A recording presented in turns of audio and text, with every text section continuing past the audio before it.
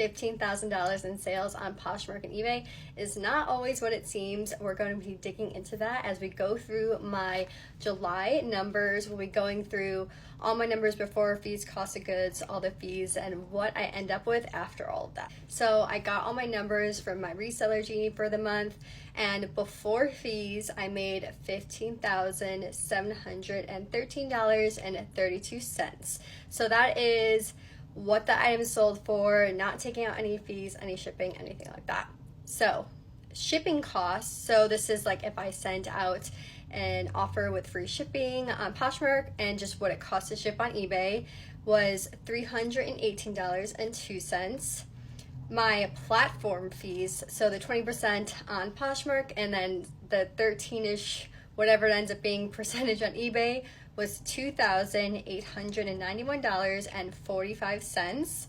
And then etc. type of fees, mostly from promotions on eBay, I would say, is $197.14. My cost of goods for the month, so this is the cost of the items that sold. I do it based off the accrual method, was $5,814.55. And that brings my total out to $6,492.16.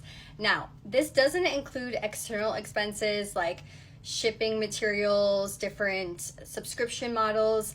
I don't really go over all of that due to IRS purposes. I will say when it comes to selling on Poshmark and eBay, you don't need to have a lot of expenses.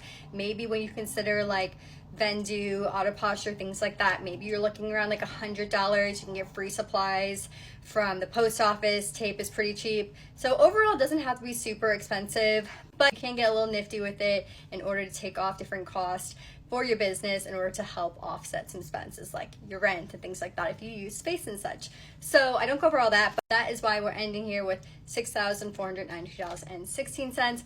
Very, very far off from the $15,713.